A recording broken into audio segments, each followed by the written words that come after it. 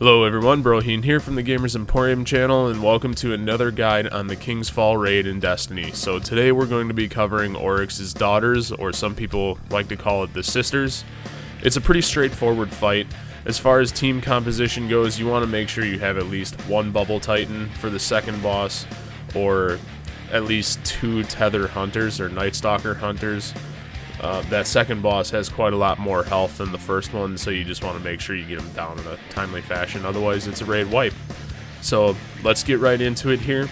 You're going to see 4 pillars, one on each corner of the map. There's a back left, a back right, a front left, and a front right. And you're also going to notice that there's a relic up in the air. There's a little target symbol on your screen that points up to it.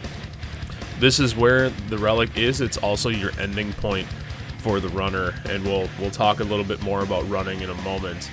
So, but you just have to know where that relic is. Everybody needs to be aware of where this relic is, because the room is kind of like a clock in a sense.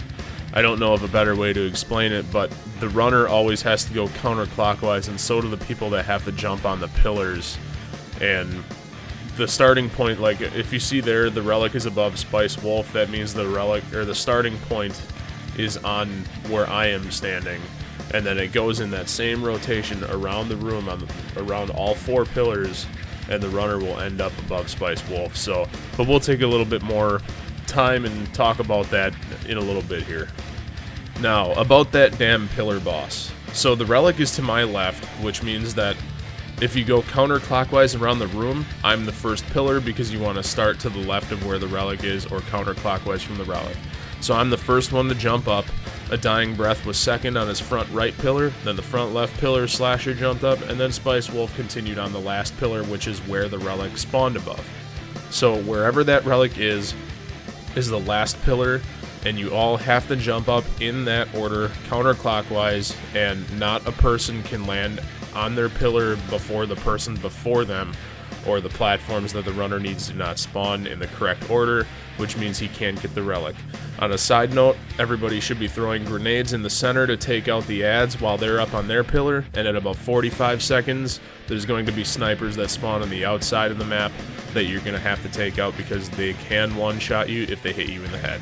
Now we get to explain why it is 100% important that the people jump on their pillars in the correct order in that counterclockwise fashion. A runner will be chosen at random. You'll be torn between dimensions.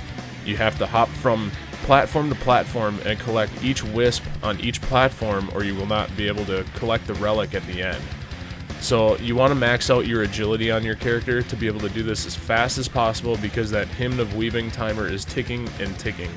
So once you grab this relic at the top, call that you have the relic, everybody will get down, and you need to jump on the boss that is not on fire first.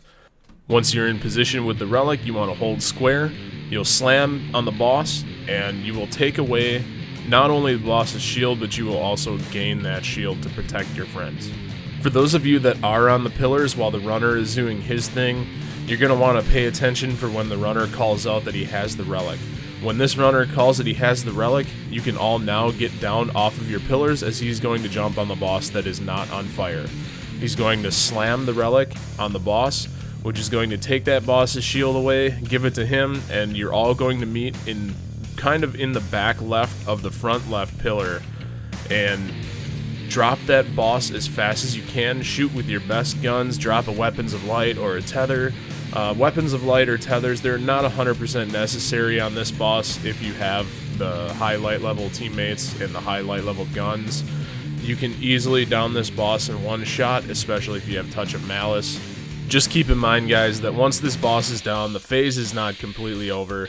You must stay within that bubble that the relic holder brought to you until the screen flashes a very, very bright white, and wait until that dissipates, otherwise you'll be killed by the super ability that the boss is using at that current time. So make sure you stay put and just kill ads from inside that bubble until it's safe to come out. Guess what? Now that the first boss is dead, you get to do it all over again. So make sure you still follow through with the same methods for the pillars. The only difference is it's going to randomly pick a different runner. So Make sure that you adjust and cover all the pillars, because that new runner is no longer going to be on a pillar. And the positioning for the second boss, this time you're going to slam the relic on the one that is on fire. He's going to take a lot of reduced damage compared to the last, but the positioning is the front right pillar, kind of behind that. The boss should turn. If he doesn't, you guys have to just adjust and move to somewhere else where he is turning. But again, the goal is to one-shot this boss and definitely use a tether or weapons of light and just get it done. So once this boss is dead, you can run back to the center, collect your loot, profit. You get some decent gear, usually off of the daughters. However, I got screwed and just got a couple moldering shards. Go figure. Thanks again for watching, guys. Hopefully this guide has been helpful, and I will keep the guides on the King's Fall raid coming, especially with the hard mode coming out this coming Friday. By the time you guys see this video, it'll already have been out, and hopefully I'll have some stuff to put up for that right away. So thanks again. Like, subscribe, comment, please share with your friends, and thank you all for the much appreciated support. Thanks, guys.